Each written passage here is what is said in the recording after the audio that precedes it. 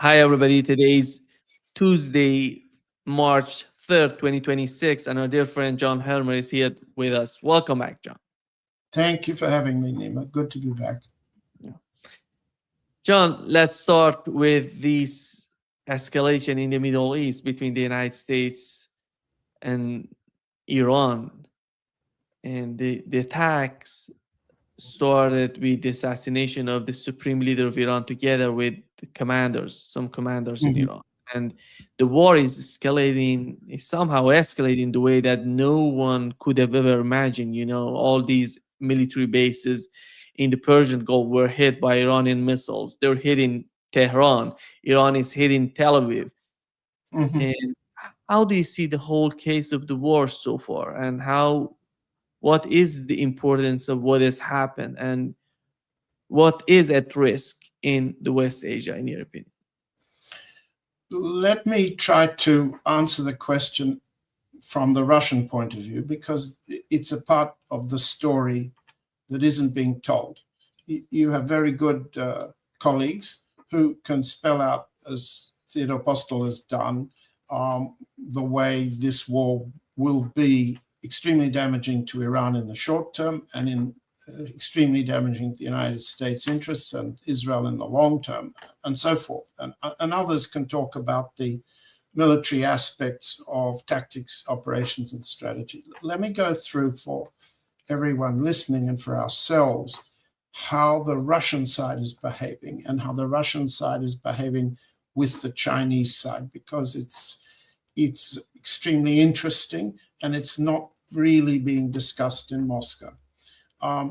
In the first place, I wrote a piece just a couple of days back. Forgive me, in these circumstances, one loses track of time and loses sleep. What didn't happen was that the Russian side, as the Chinese side, knew that war was about to come, but they did not issue any form of deterrent warning. The Russian Security Council, that's the principal military, diplomatic, and intelligence collective in Moscow, met on February the 27th and had what was described as a discussion about internal security. That wasn't what they were really talking about. But there was no attempt to make a deterrent statement. Neither China nor Russia, Russia with a strategic relationship with Iran, made no attempt to deter the United States or Israel. That's first point. Second, immediately after the war started on Saturday, what the lead was taken by the foreign ministry, by Sergei Lavrov, who was very explicit in condemning Israel and the United States for, and I'm looking at my papers, for, let's see, absolutely unprovoked armed attack by the United States and Israel on Iran in violation of principles, standards of international law, etc., etc. What then happened was that the Security Council met again by video, not in person. By video means the president is pushing people away. It's less intimate, less emotional. So there's a Security Council meeting just before the war began, a Security Council meeting after the war began, and no significant communique issued, except that the second council meeting was about Iran, nothing more. One can understand from sources that one of the urgent issues was resupply of Iran. Now, Russia has said nothing about this. Iran has said nothing about this.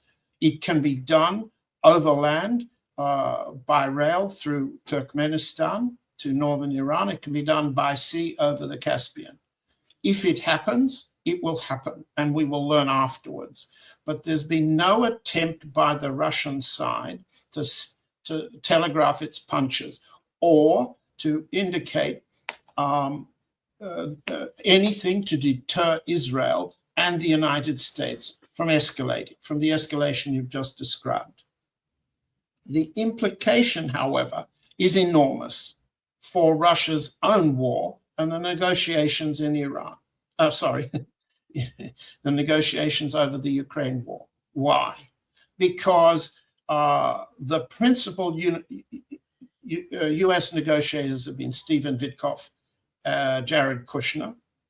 They were the principal negotiators in what's very clearly now to have been a deception operation with Iran, to deceive and lull the Iranians into thinking they were negotiating about nuclear enrichment and nuclear warheads, when in fact the Israeli-US objective is to destroy all Iranian missile capability, self-defense and offense. Missile capability is the principal target here, as Rubio, Secretary of State Rubio said yesterday, and we'll come back to what he said because it's very important. The Russian side has known this is what is on. The question then becomes, what will the Russian side do to support Iran over what will be, as many of our colleagues have said on this program, a long war, not a short one. And in these very mixed statements, combination of Stephen Miller's racist superiority on the one hand and warning to US voters that this war is going to take long. Trump is mixing the two combinations, but he's admitting that this war may take 4 to 5 weeks. In 4 to 5 weeks, there'll be a need for accelerated Russian resupply. So what's happened here is a combination of pressure inside the Security Council to resupply Iran and meet certain commitments. On the other hand, there's obviously a faction that wants to preserve the US relationship, but is deeply embarrassed now at the signs that you cannot negotiate with Stephen Witkoff. You cannot negotiate with Jared Kushner. They are liars. They are deception operations. Their commitments in a negotiation are worthless. And since the US long-term strategy has long been destruction of Russia, something that's very difficult for Dmitry Peskov, the spokesman for the president, for Kirill Dmitriev, the negotiator for business, and others, it's deeply unacceptable to them that that's the way the US behaves. We have to look then at, is the Witkoff negotiation dead for Ukraine? Kirill Dmitriev is the person who is closest to the United States, the man who's been pushing President Putin to advance what we've called the Anchorage Formula. The Anchorage Formula is dead. President Trump has gone to war in a way that completely eradicates, removes, makes impossible Anchorage Formula. What has Kirill Dmitriev been saying? Well, you look at his tweets. He's saying, on the one hand, supportive of the UAE, of Saudi Arabia, and he's saying to Europe, these are his tweets. So this is how he thinks. What comes out of his head through his mouth and should be published is what's valuable. The man has a very high opinion of anything he does as valuable, but what he shows is that he's on the Arab side, Saudi Arabia, UAE, not on the Iran side. This is how the factional politics of Russia's support of Iran, and there is genuine support there, and there is genuine Russian sympathy for Iran, and genuine Russian hostility to the Americans and to the Israelis. So the damage that Israel is doing inside Russia is irreparable now. But there's a faction in the Security Council around the Kremlin trying to combat that.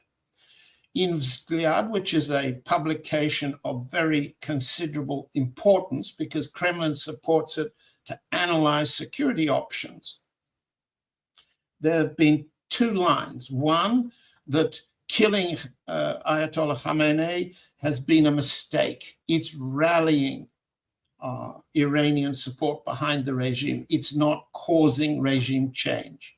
It's a sort of neutral analysis, but it reflects an editorial line that's not exactly sympathetic to Iran, but not sympathetic to either Israel or the United States.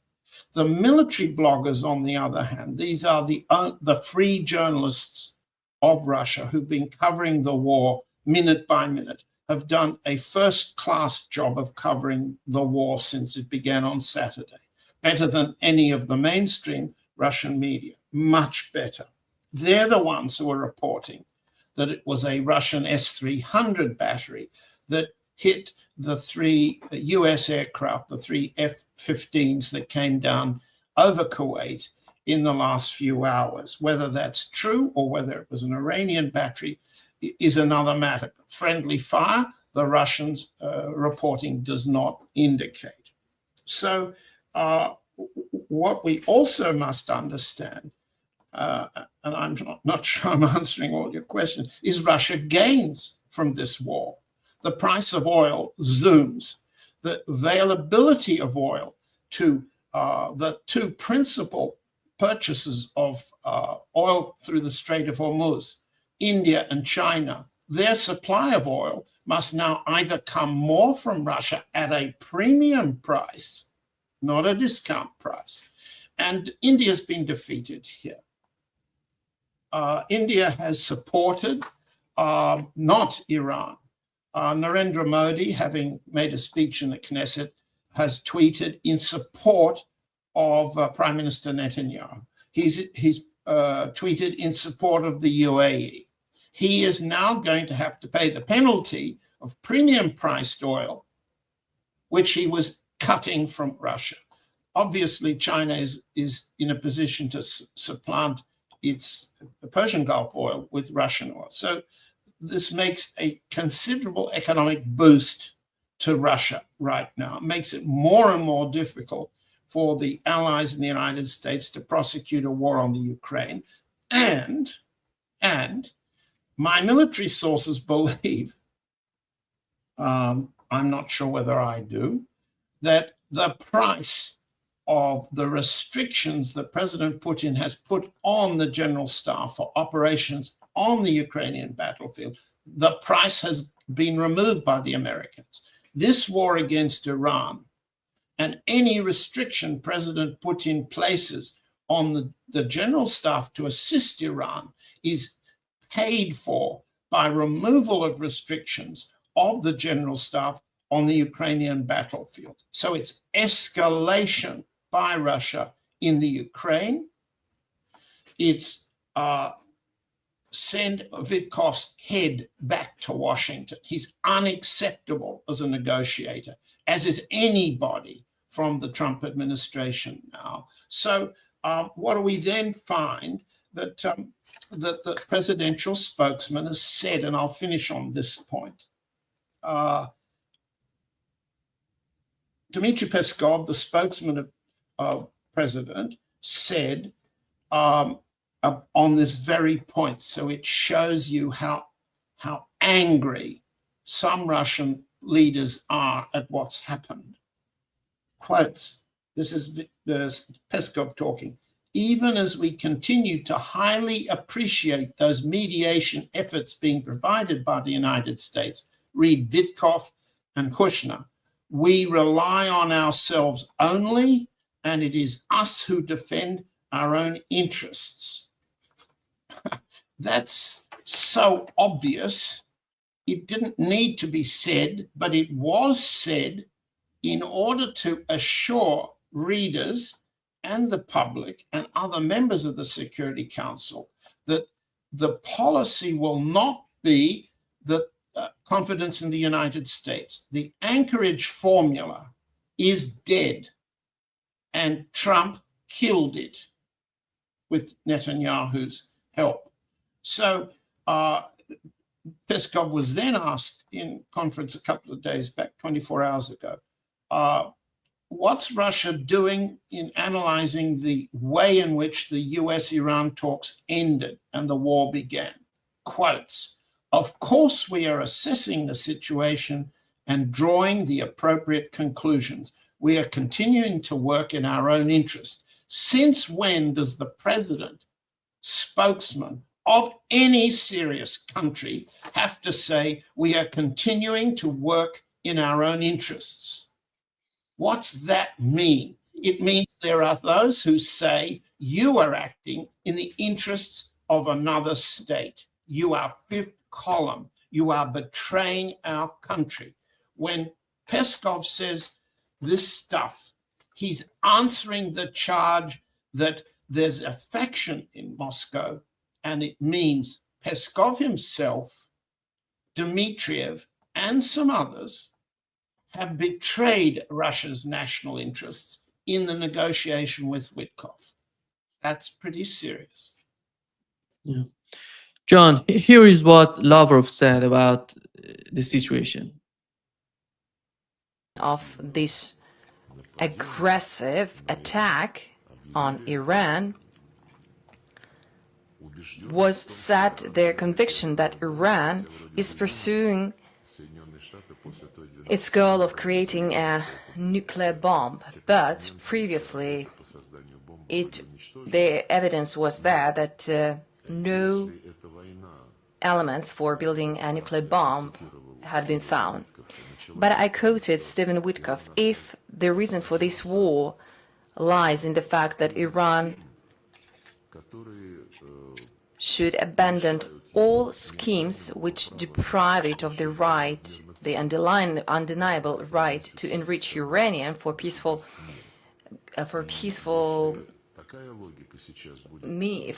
purposes, that is the right which is given to each and every nation. So in this case, I guarantee that Iran will find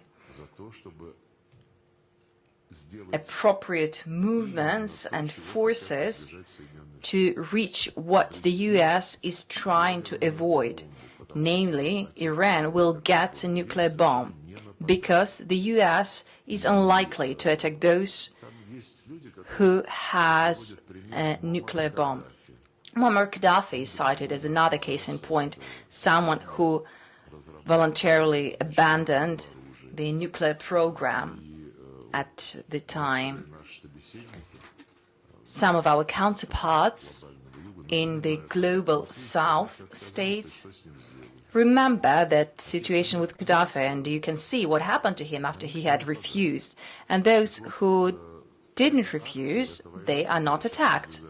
The current war waged against Iran first risks to mobilize the movement for the creation of nuclear weapons, and not only in Iran. A similar movement will immediately pop up in neighboring states. So, no matter how surprising and contradictory it might seem, the initial goal to avoid nuclear bomb might mobilize efforts to have the opposite result. Yeah, I think one of the most important, messages so far as the war started, he's mentioning that, literally, he's simply mentioning that the United States is forcing Iran in a direction that they wanted to avoid. And what is your understanding of what Lavrov just said? It's a very, very serious warning. Both what he said and what he didn't say. Let me quote what Secretary of State Rubio, so the Russian counterpart in Washington, said was the purpose of the war. I'll just read it out, but you can run the clip if you wish. He said it yesterday ahead of a briefing in Congress. I'm now quoting Rubio, going back to the purpose. The purpose of this, the war, is to destroy that missile capability. He had earlier referred to short-range ballistic missile produced by Iran.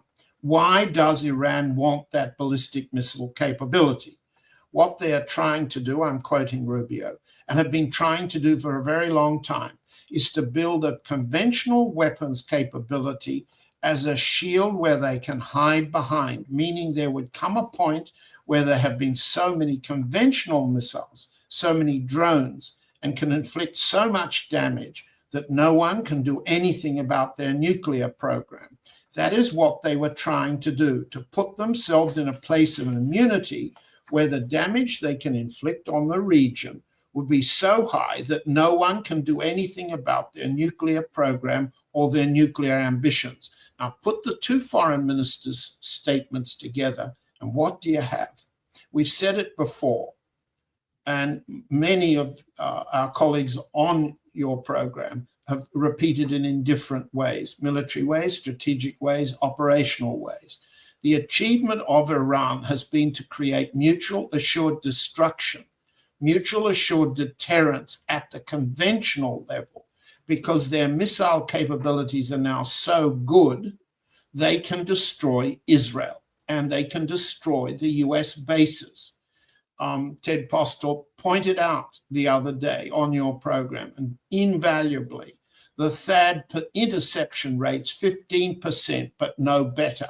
The Patriot interception rate's worse, and the Russians have proved the Patriot interception rate is useless in defense of any target in the Ukraine. What does it mean? That conventional missile capability for Iran is now so effective that if it survives this attempt to destroy it totally, as Rubio says the war is intended to do, and Trump has said the war is intended to do this, it neither matters to the Iranian side that they are hiding a nuclear warhead program, or they don't have a nuclear warhead program. They could have traded away the nuclear warhead program as they had in the negotiations. They were prepared to trade away a nuclear warhead program. Why? Because they had a conventional deterrent that was sufficient to destroy Israel. Now, what Foreign Minister Lavrov is saying is only half the story, but it's a very serious one. If it's possible for Iran to survive what the US and Israel are trying to do with missile capability intact and slowly escalate as they are expected to do, as the Israeli and US capability to intercept diminishes, the supplies of missiles are exhausted, and so on. What do we have? We have Israel facing existential moment. They can't destroy the capability they've waged war to fight. If they can't, what will they do? The answer is what Foreign Minister Lavrov is hinting at. And that's the hint that Israel, if it cannot achieve its war aims with the United States now, will go nuclear, will attack Iran, either attack the oil fields, though that's less likely, fallout would blow to the Arab states and irradiate the oil forever. They will attack north of Isfahan. If that happens, the radiation will blow across Turkmenistan, Afghanistan, Pakistan, and India. India will copy it. Now, what do we have here is the most serious combination of statements. Lavrov is saying, you've gone to war and you will get the reverse of what you're aiming at. Imagine he's sitting in the Security Council on last Friday and on Saturday, and he's saying, are we really going to trust the Americans to ever negotiate with us? Answer, no. Who in the room wants to negotiate on a basis of deception? First. Second, they, the United States and its allies, want to destroy us, just like they want to destroy Iran. What's the only options we have? Exercise more force than and defeat them. What's defeat? Now, you can imagine in the Security Council that Lavrov is saying, we have reached a terrible brink now in which the United States has committed itself to the possibility of a defeat. And a defeat of Israel in this case will trigger Israeli nuclear attack on Iran. So that's what Lavrov is meaning, but he doesn't quite say it. That's what the consensus of the Security Council with Dmitry Medvedev, the military intelligence, the foreign intelligence service, and so forth. That's what they think. Why do they think it? Because it's true, because it's obvious, because the evidence is there. Now, if Rubio is to be understood as saying the truth, and in this particular case, we can assume he is. He said the objective is to destroy Iran's missile capability. How are they going about it? One, decapitation. They've killed the Ayatollah, they've killed several military leaders, and they haven't achieved regime change. Without regime change, you don't have the capacity to dismantle the defenses of Iran like they were able to inflict on Syria. First. Second, they are now trying, the allies, Rubio and the allies, to mobilize a kind of regional war. The Arabs, Saudi Arabia in particular, the UAE and Qatar, are to mobilize against Iran. In fact, that's hopeless. Those little states are already afraid, and Iran's warning them it can get worse. It can't get much worse for the tourism business and the property boom in Dubai to end. Ditto Abu Dhabi, ditto Doha, ditto Qatar. So if you can't mobilize, you can't affect regime change, you can't use decapitation to destroy Iran's fight back, and you can't mobilize the Arab states, then what's left? What are the other options in a long war of attrition? And I don't have to go through this. All of our colleagues on this program have explained what the effects of attrition will be on the US side and the Israeli side.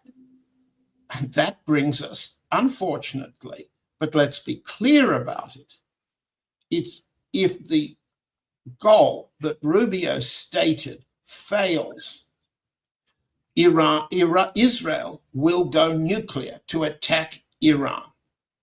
And arguably, the United States, I'm simply offering this as a hypothesis, the United States has been told, Trump has been told by Netanyahu that this is what they will do.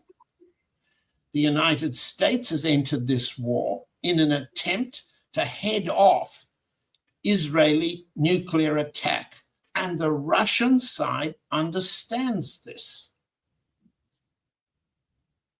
And we're heading in that direction because Iran wins by surviving. Iran wins by attrition.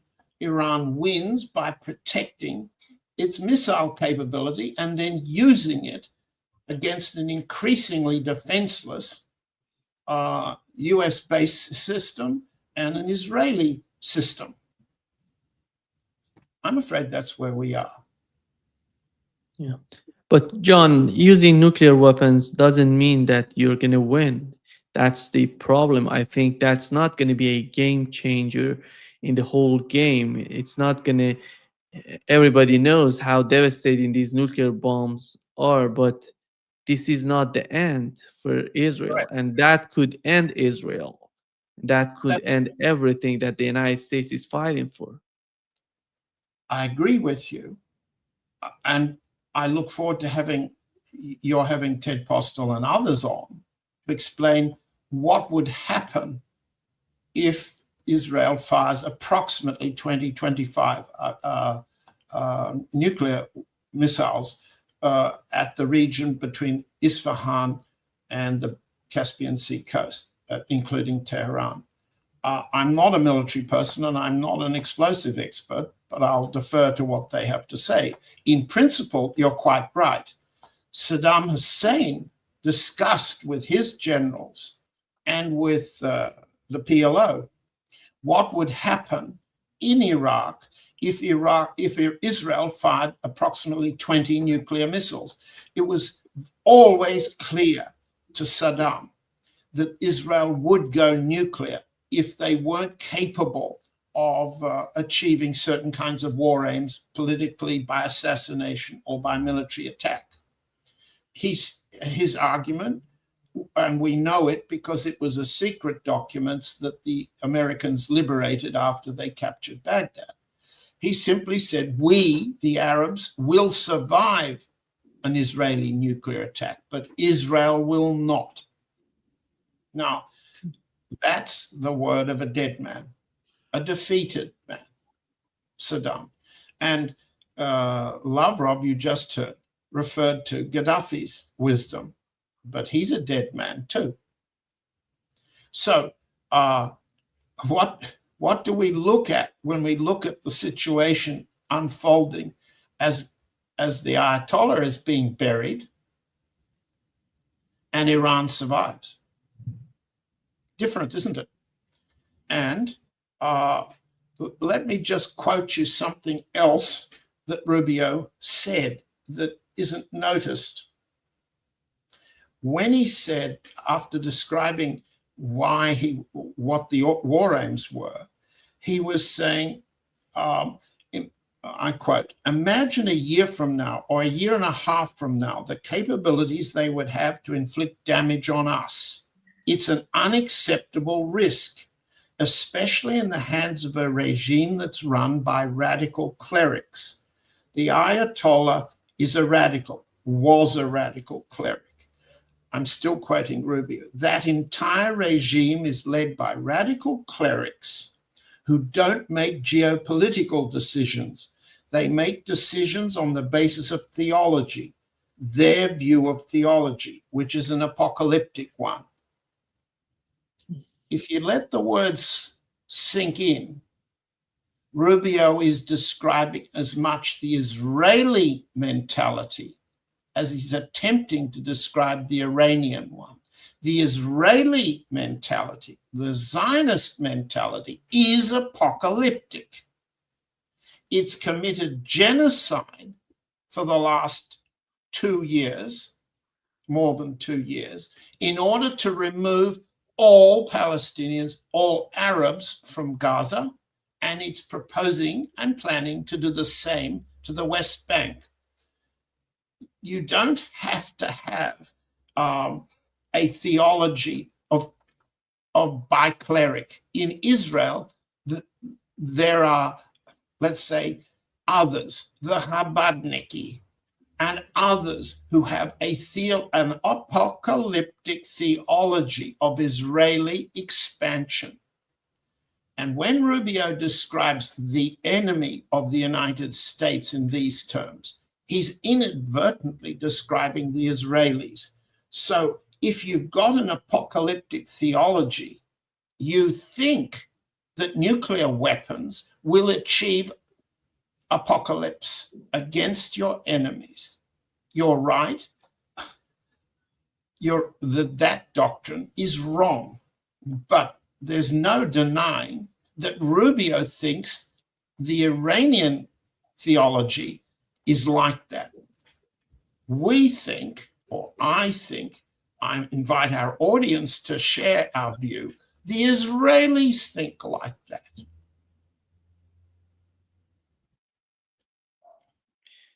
John, what Lavrov said, in my opinion, his message was that we have to consider two different mindsets. One is from Gaddafi, who was, attacked and removed from power.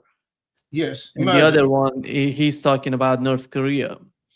Yes. And he sees the outcome would be a nuclear Iran. He sees that if the United States together with Israel continue attacking Iran and continuing on this path, he sees that Iran would be a nuclear power.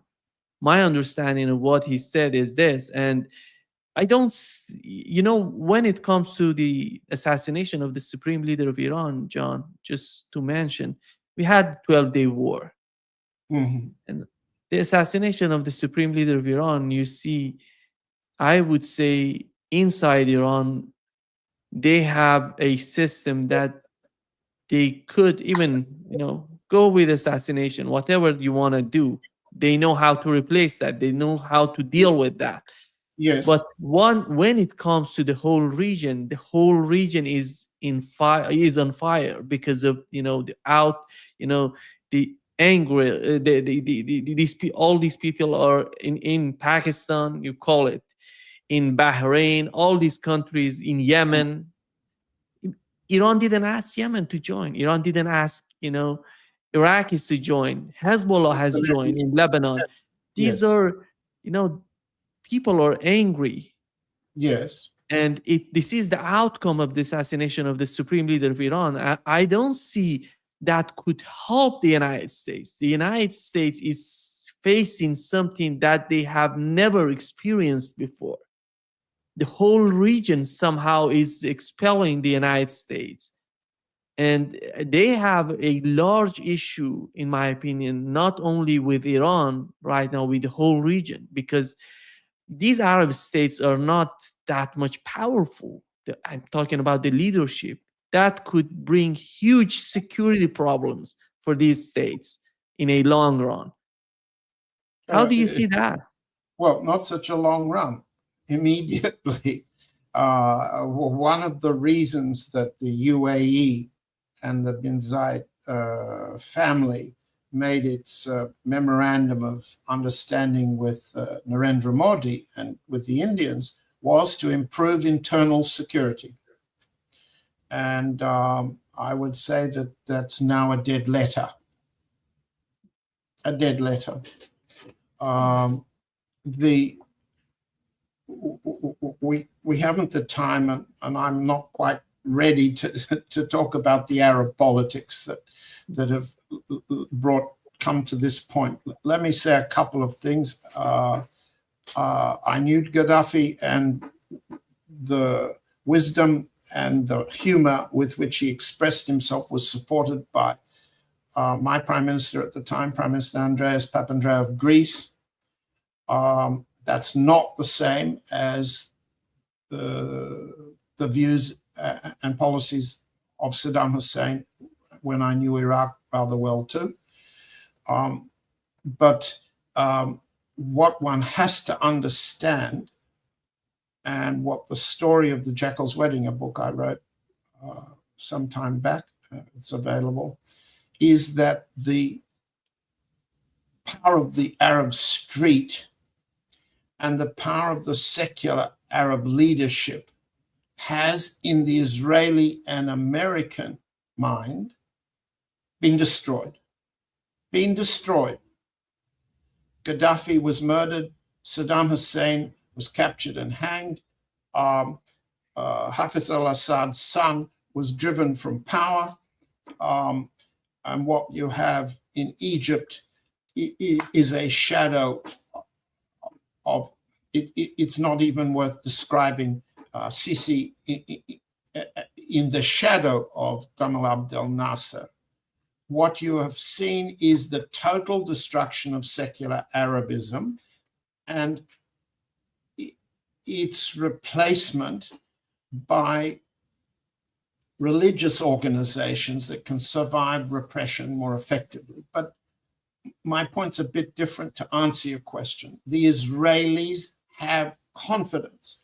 The United States, especially its intelligence services, have confidence that they can destroy the Arab street, as it were, as they destroyed the secular Arab leaderships. What does that leave? It leaves, as you say, first, the Iranian survival, and second, a group of very weak, very fearful tribal sheikhs. They're family-ruled polities, which are nervous, constitutionally nervous, let's say. and they are having seen out the destruction of Saddam, the destruction of Gaddafi, the destruction of Arab secularism, the destruction of Egypt. Egypt, Syria are gone as forces, as powers in the Arab world for the time being.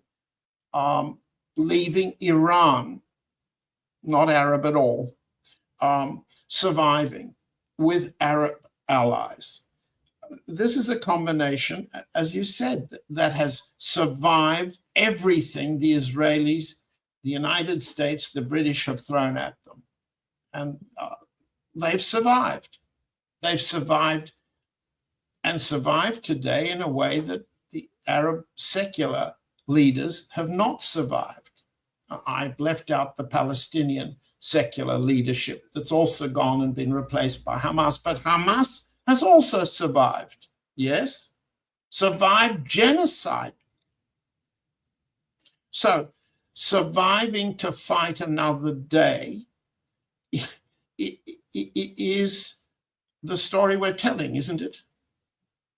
Mm-hmm. And we don't overestimate the power of that survival, nor should we overestimate the superiority complex that the Israelis and the Americans have towards those Arabs. And now that superiority complex, as it were, is being tested with Iran. It's an existential test. And if Iran survives the war of attrition and is capable of inflicting on Israel what Ted Postel showed in his maps, near total destruction of the center of the major Israeli cities, which ends that state's capability to function, this is something that was unimaginable. John, how realistic is who's giving this sort of information to Donald Trump that he feels that the end game is in his hand? He can decide when the war can end or continue. Because we've seen, you remember all these wars in the Middle East, Iraq, Afghanistan, Syria, Libya. You know, none of them was this way that Donald Trump is trying to picture. And not just Donald Trump, but his, J.D. Vance talking the same way. They somehow feel that they are in the position that they can choose if the war continues or ends. This is the problem. I don't see that happening anytime soon, because they're bringing this that system from South Korea, because they're running out of interceptors already. More than 2-3 days of the war, they're running out of interceptors. They're bringing all these assets from South Korea to help them. It's not that much, by the way, when you look at the numbers, and it could be depleted in 2 or 3 days. That's the problem. And they're literally feeling that they can put an end to the conflict as soon as they can, as soon as they want. Well,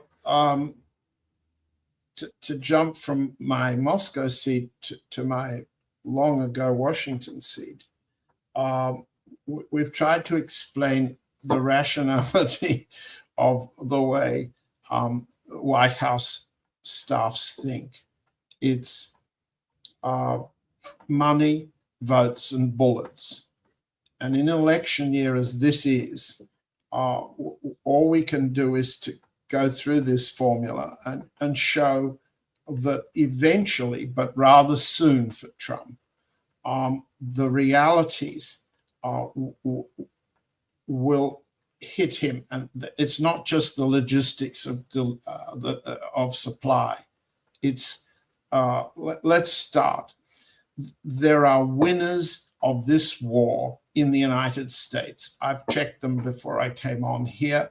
The frack oil producers and the shale oil producers are all experiencing share gains of 30 to 40% over the last 4 months. Why?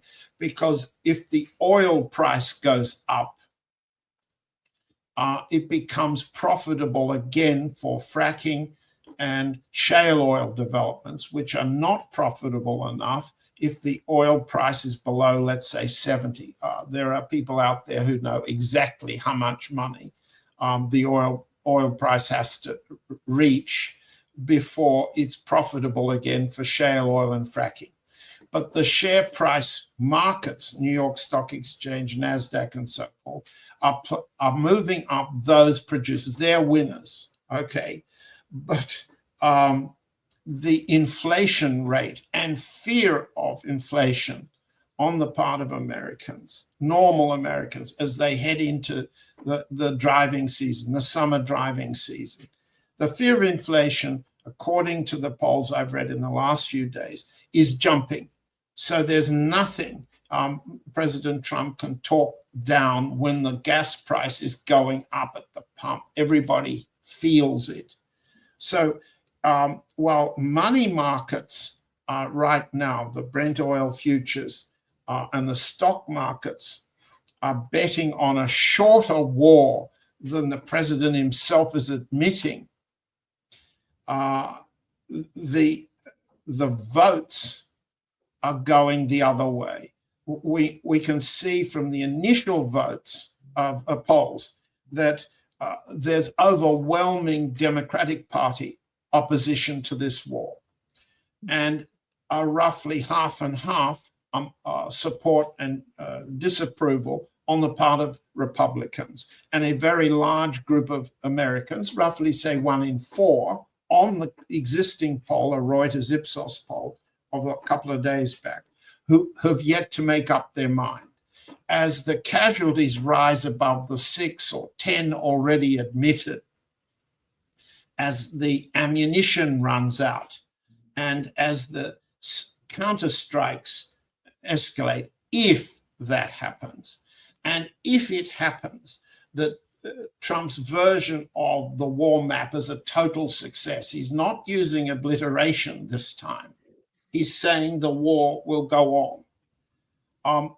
This will undermine the Republican support.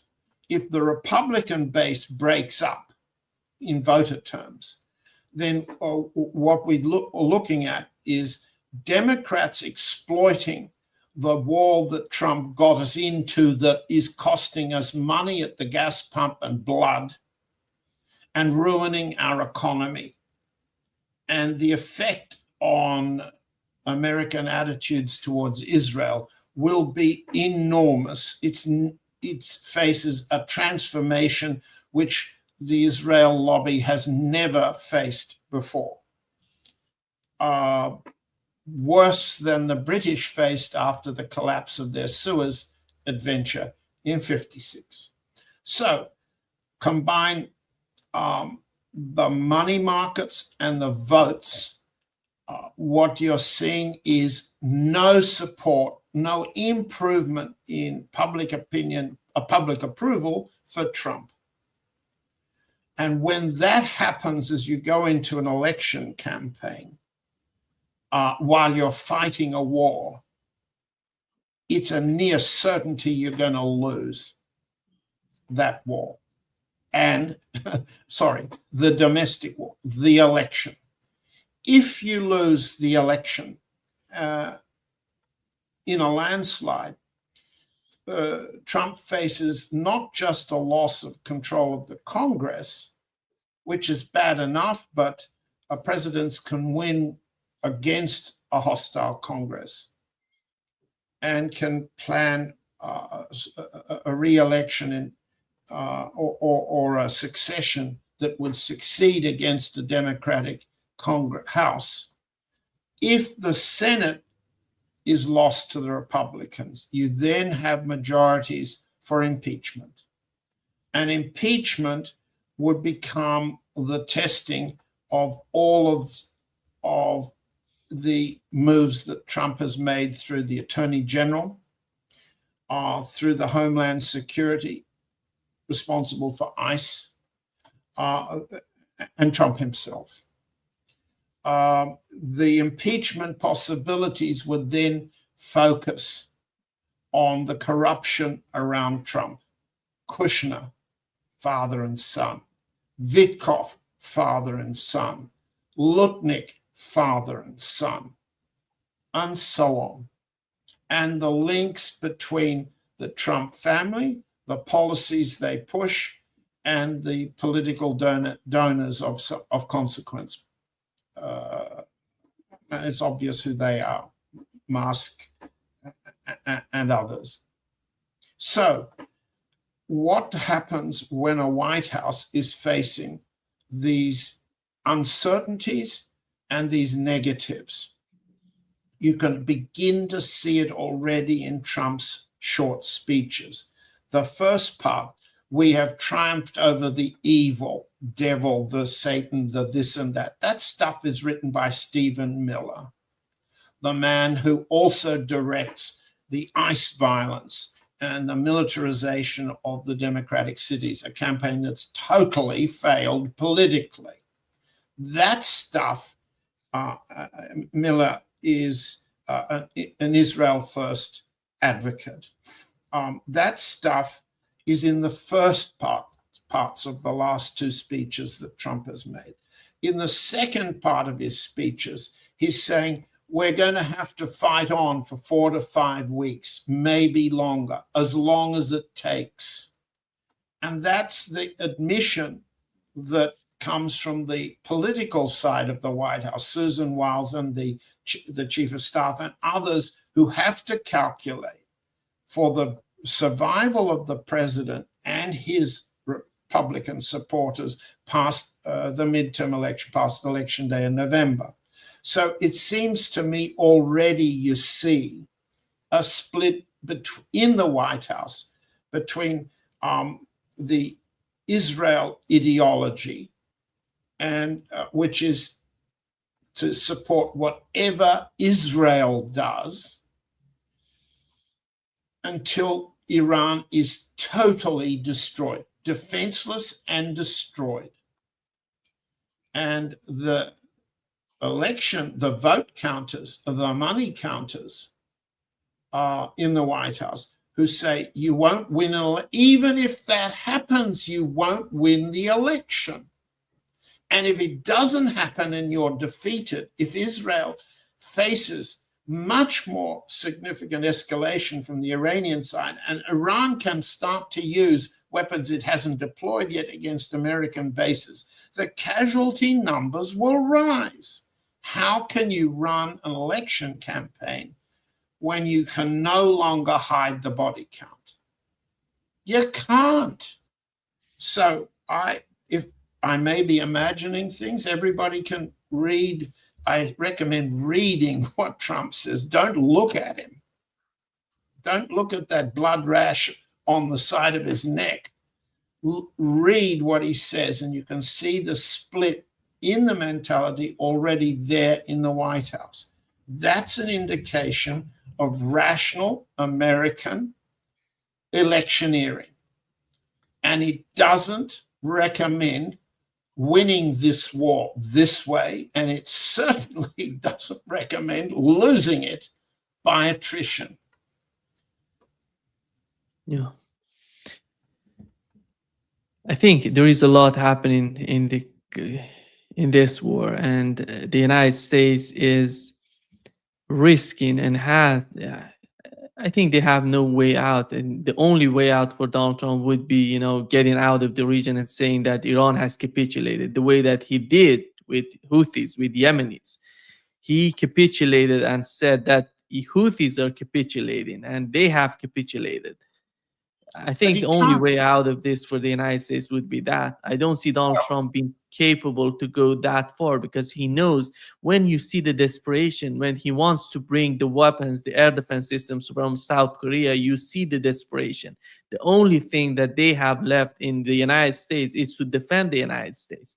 They cannot bring all their weapons to the Middle East. This is a good point you're raising. Will we see Trump trying to save himself and use Israel as the scapegoat? From where I'm sitting in the Russian seat, one could say that it's impossible for Israel to accept a war of attrition in which the Iranian missile capability steadily increases the level of damage it inflicts in Israel's cities, their desalination plants, their electricity generating plants, their offshore gas platforms. In other words, their ports, their entire economy.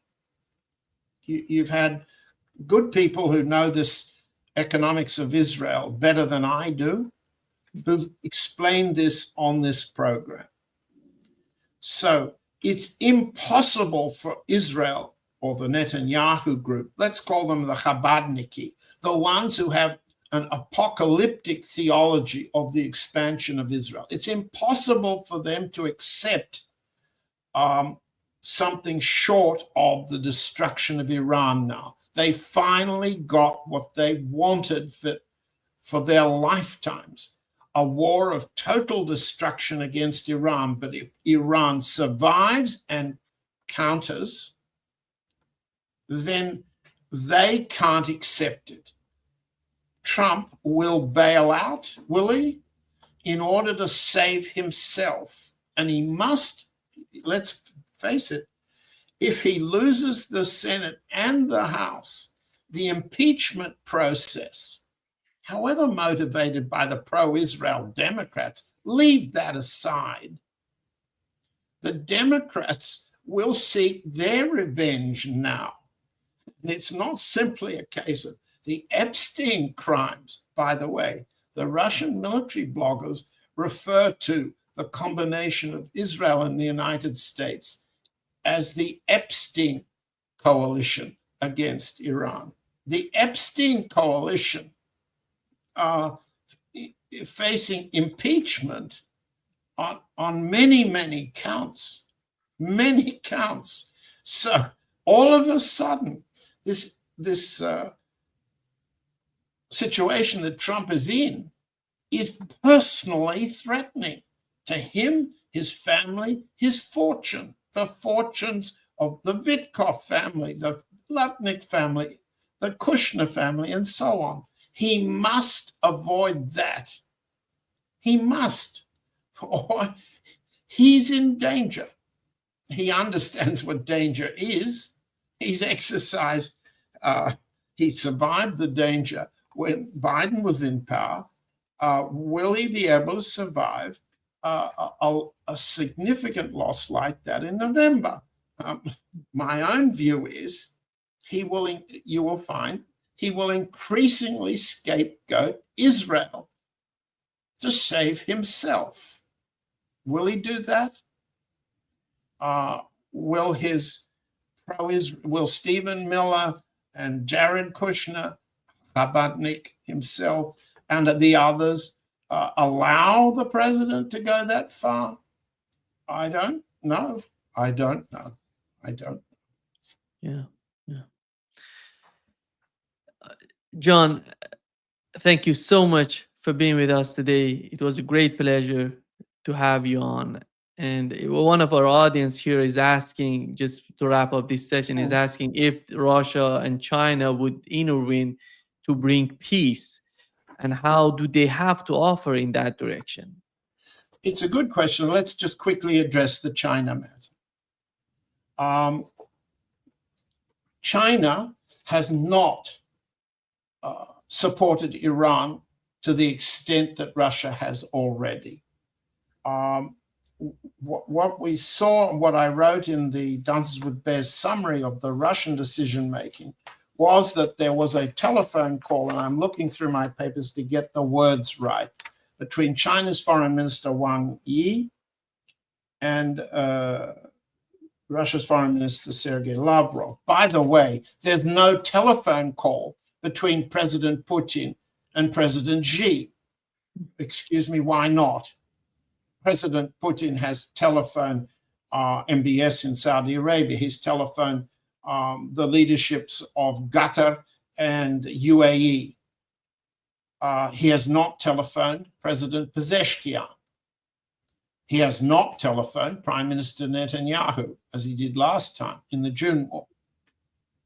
But when you look carefully at the difference between the readouts of Lavrov's telephone call with Wang Yi last, Saturday, and the Chinese, what Lavrov said, he said was, quotes, they condemned the large-scale military strikes launched by the United States and Israel against Iranian territory.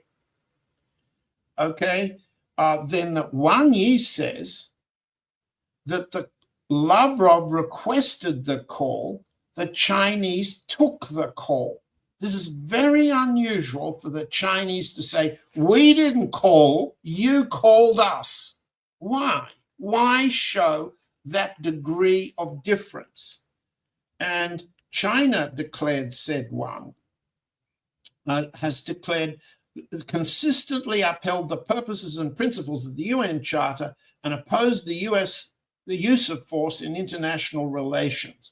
It's unacceptable for the United States and Israel to launch strikes on Iran during the Iran-US negotiations. That's what Wang Yi said on Friday, Saturday. But I'm looking now at what Mao Ning, pardon me for not having the right Chinese pronunciation. She's the foreign ministry spokesman in Beijing. And on March 2, so yesterday, she was asked one question after another. She didn't even repeat that the United States and Israel were guilty of aggression. She simply said the US and Israeli strikes have no UN Security Council authorization and violate international law. China is deeply concerned over the regional spillover. There is no support for Iran in what's her name? Mao Ning's remarks. I'll just go through them because it answers your question, and it's a good question. This is how the Chinese are behaving. The China firmly opposes the use of force. This was a question from the Iran radio.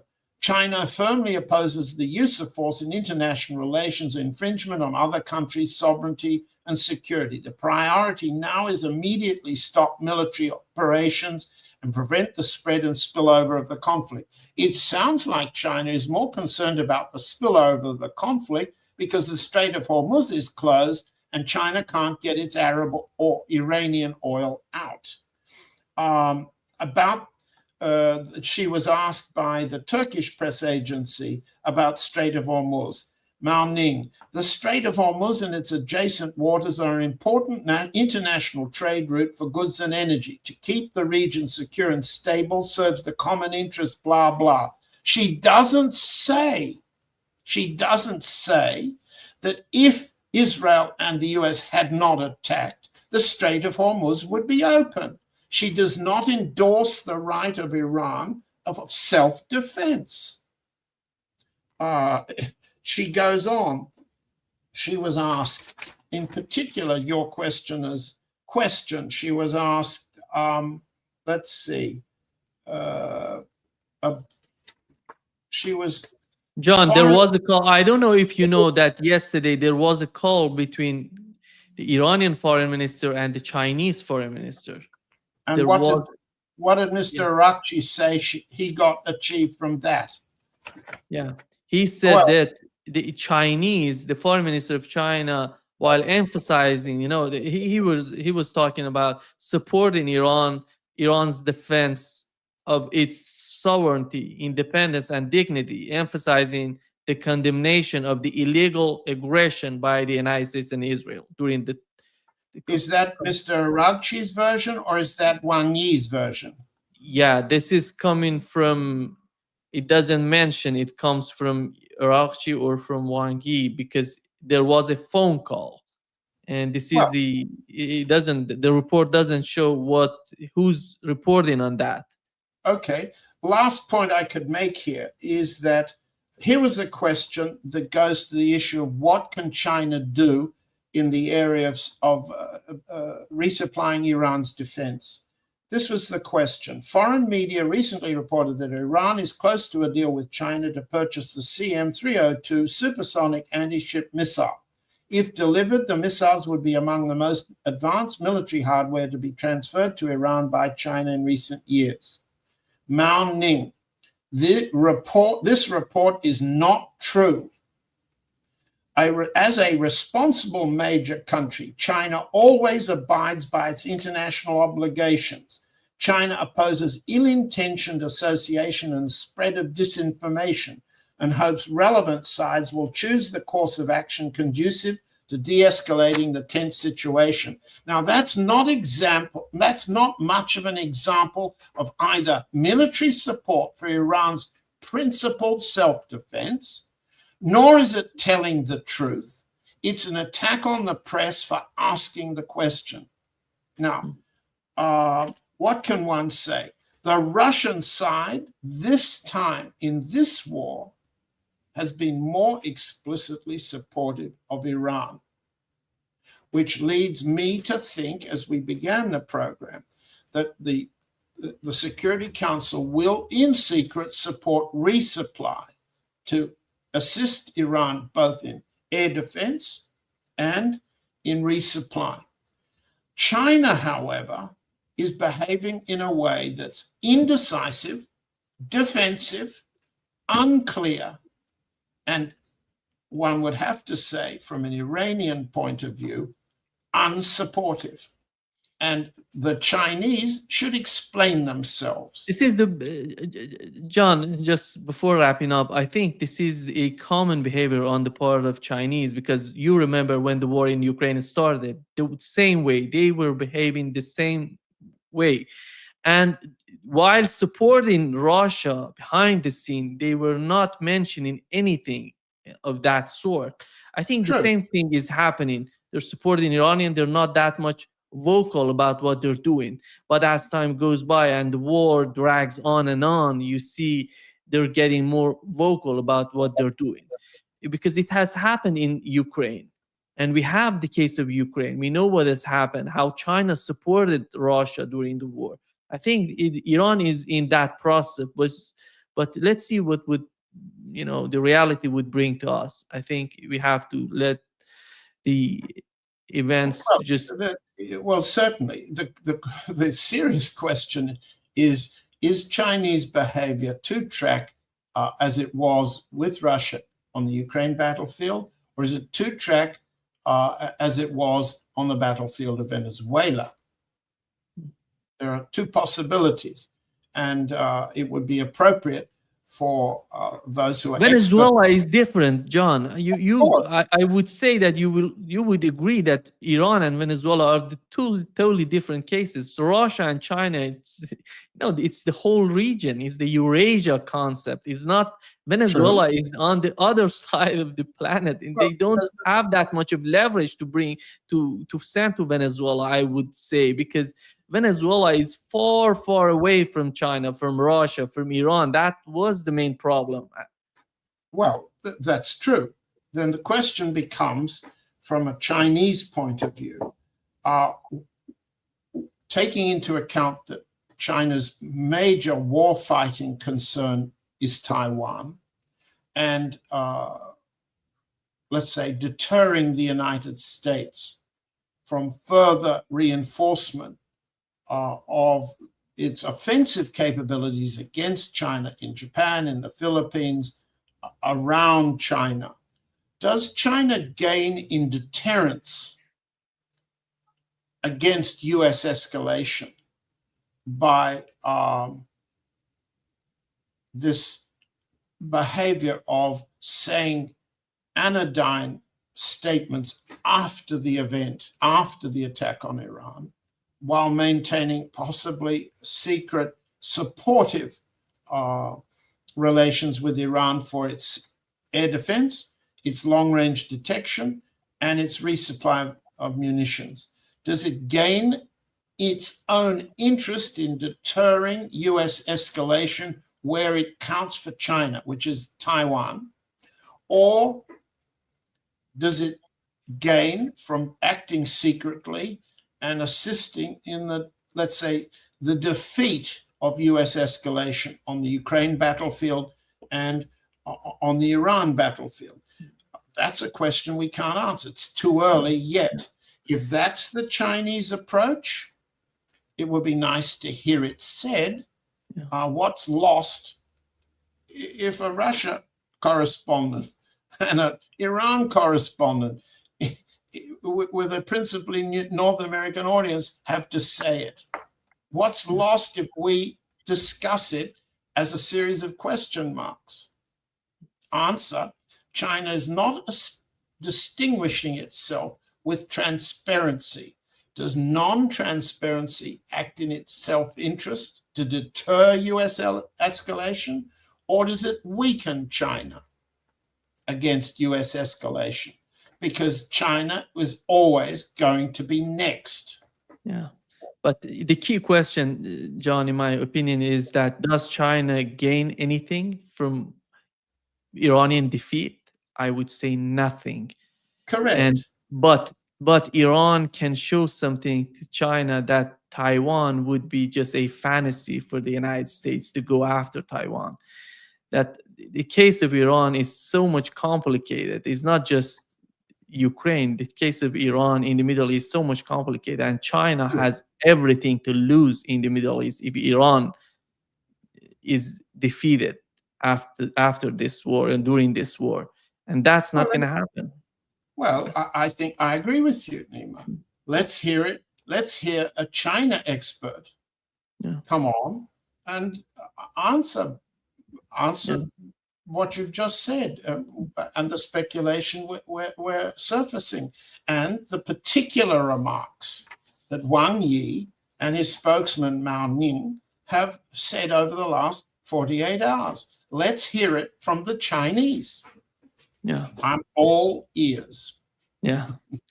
Thank you so much, John, for being with us today. Great pleasure as always. Thank you, Nima. See you next week. See you.